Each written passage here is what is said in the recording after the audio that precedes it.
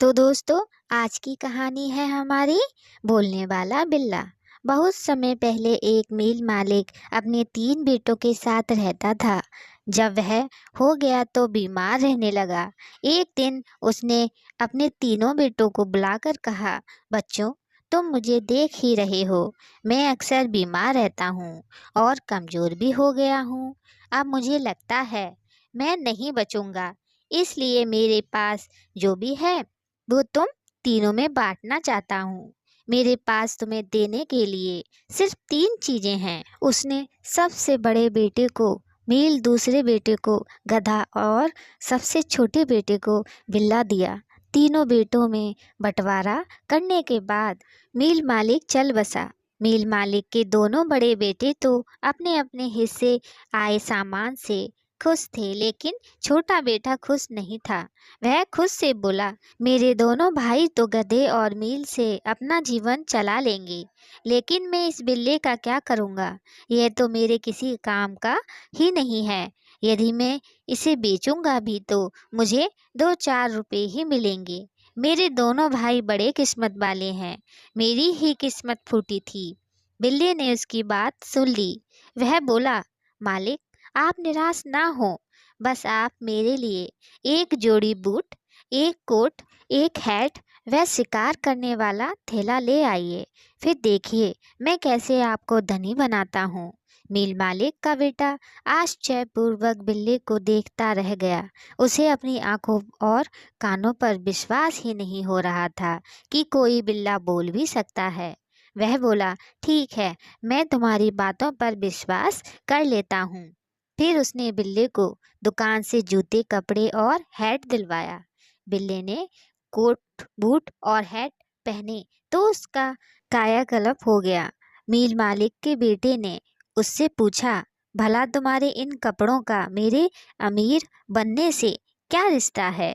मालिक, आप तो बस देखते जाइए कि मैं क्या कर सकता हूँ, बिल्ले ने कहा।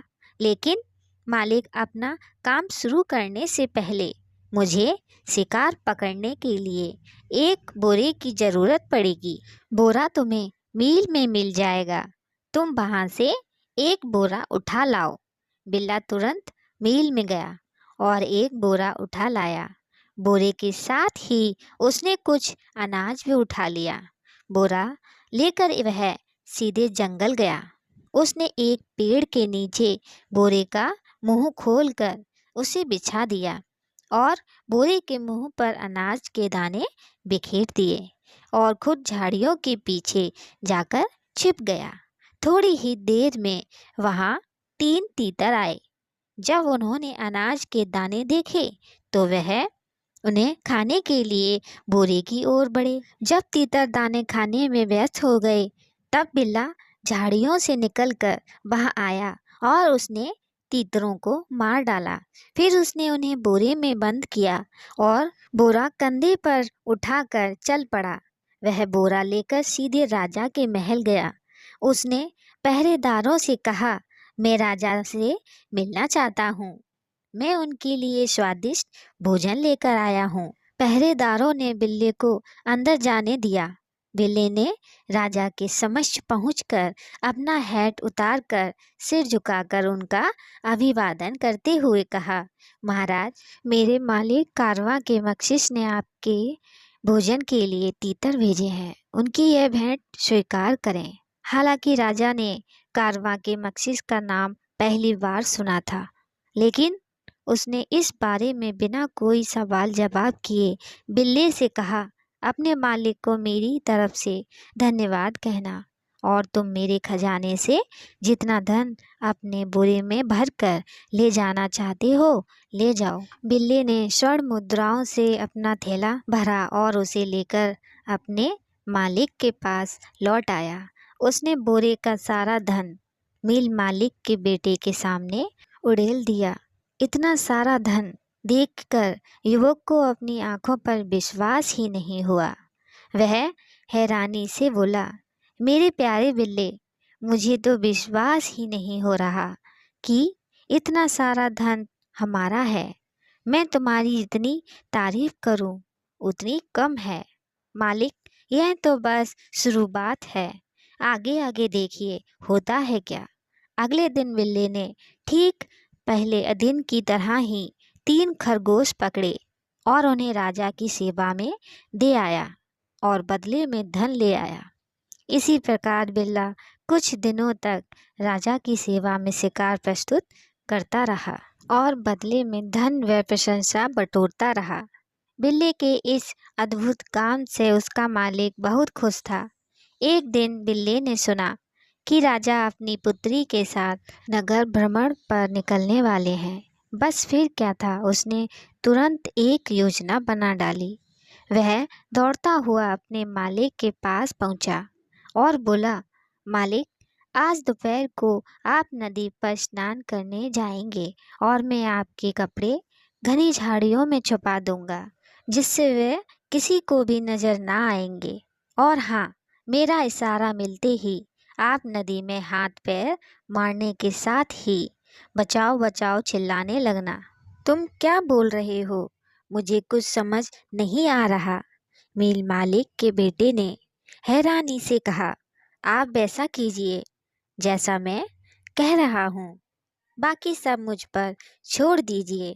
दोपहर में बिल्ला मील मालिक के बेटे को लेकर नदी पर पहुंचा। उसने उसे नदी में उतरने को कहा। फिर जैसे ही राजा का रथ नदी के पास आता दिखा, बिल्ली ने उसे इशारा कर दिया और खुद चिल्लाने लगा, बचाओ बचाओ, कारवां के मरविस डूब रहे हैं। और इधर बिल्ली का इशारा मिलते ही मील मालिक का बेटा नदी से बाहर निकलने के लिए अपने हाथ पांव मारने के साथ ही सहायता के लिए चिल्लाने लगा। राजा ने जब बिल्ली की आवाज़ सुनी तो उसने अपने रथ की खिड़की से बाहर झांक कर देखा। वह बोला, लगता है यह वही व्यक्ति हैं जो मेरे लिए स्वादिष्ट स्वादिष्ट भोजन भेजता है। सैनिकों, तुरंत जाओ और उसे बचाओ।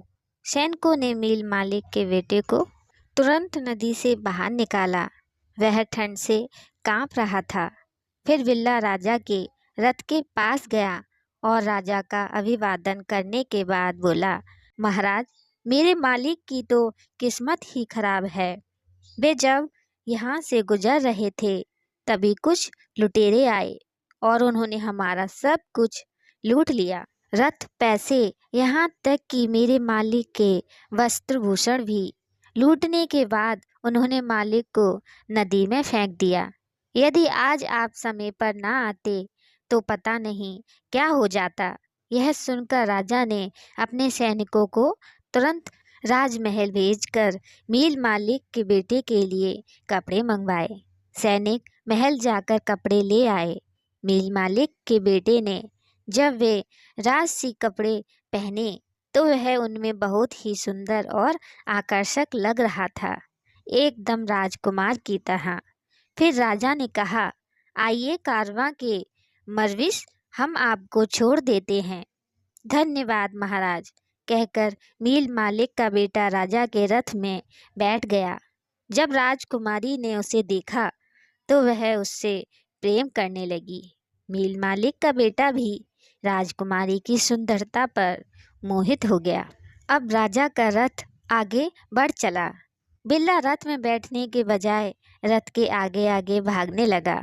वह आगे आगे चलता हुआ एक बड़े से खेत में पहुंचा। वहां पर बहुत सारे किसान काम कर रहे थे।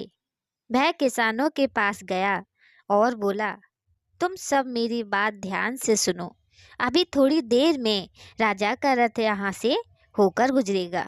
यदि वे तुमसे पूछें कि ये खेत किसका है तो कहना कि कारवां के मरविस का। यदि तुमने मेरी बात नहीं मानी तो समझो कि तुम्हारी खैर नहीं। हाँ, नाम याद रखना। जरा एक बार मुझे नाम तो बताओ। सभी किसान एक साथ बोले, कारवां के मासी। फिर बिल्ला आगे बढ़ गया। वह दौड़ते दौड़ते एक मक्के के खेत में पहुंचा। वहां पर कुछ मजदूर काम कर रहे थे। उसने उनसे कहा, अभी कुछ देर में यहाँ से होकर राजा का रथ गुजरेगा। खेत के मालिक के बारे में पूछने पर तुम कहना कि ये खेत कारवां के मकसिस के हैं। यदि तुमने ऐसा नहीं कहा तो मैं तुम्हें ऐसी सजा दूंगा कि तुम याद करो। मजदूर बिल्ली की धमकी सुनकर डर गए। वे बोले, हम वैसा ही कहेंगे जैसा तुम कह रहे हो। बिल्ला खुश होकर आगे बढ़ चला। वह दौड़ते हुए एक महल में पहुंचा। वह महल एक दुष्ट जादूगर का था। उस जादूगर को रूप बदलने की जादुई शक्ति प्राप्त थी। बिल्ला यह बात अच्छी तरह जानता था। बिल्ला जब महल के अंदर पहुंचा तो उस समय जादूगर खाने की मेज पर बैठकर खाना खाने जा रहा था। तभी बिल्ला बोला, हे महाराज जादूगर, मैंने तुम्हारे बारे में बहुत सुना था। आज तुमसे मिलकर बहुत अच्छा लग रहा है। मैंने सुना है कि आप कोई भी रूप बदल सकते हैं। अपनी प्रशंसा सुनकर जादूगर घमंड से भरकर बोला, तुमने एकदम सही सुना है। मुझे अपना रूप बदलने की शक्ति प्राप्त है। बिल्ला बोला, तो क्या आप मुझे रूप बदल कर दिखा सकते हैं?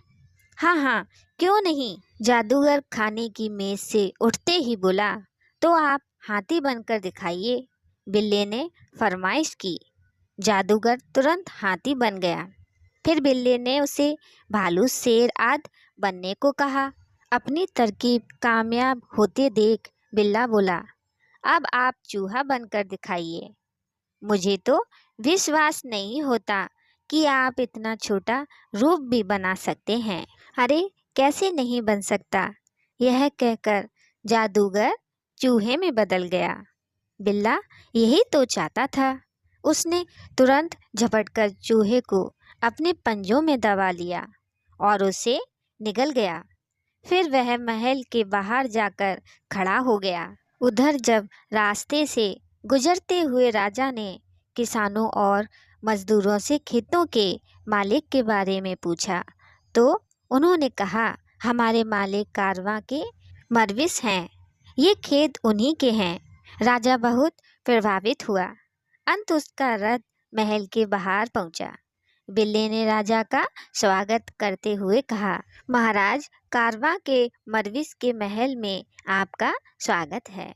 स्वादिष्ट गर्मा गर्म खाना आपका इंतजार कर रहा है। बिल्ला सबको खाने की मेज पर ले गया। राजा महल की भव्यता देखकर चकित रह गया। सबने खाना खाया। राजा ने इतना स्वादिष्ट खाना पहले कभी नहीं खाया था। खाना खाने के बाद राजा बोला, हे कारवां के मरविस, मैं आपकी समृद्धि देखकर प्रभावित हूँ। मैं आपके सामने एक प्रस्ताव रखना चाहता हूँ।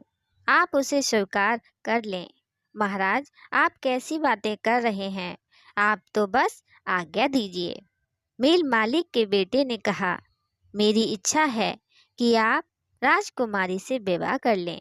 राजकुमारी के लिए आपसे अधिक सुयोग्य वर और कोई हो ही नहीं सकता।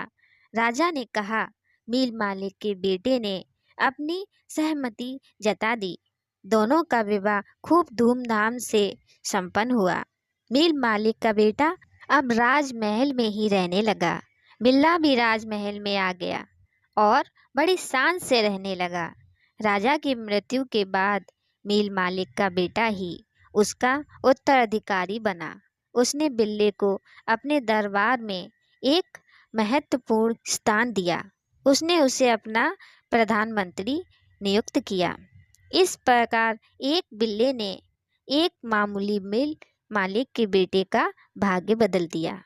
दोस्तों, कहानी कैसी लगी कमेंट में बताइएगा। लाइक सब्सक्राइब भी जरूर करिएगा हमारी अगली कहानी के लिए। धन्यवाद।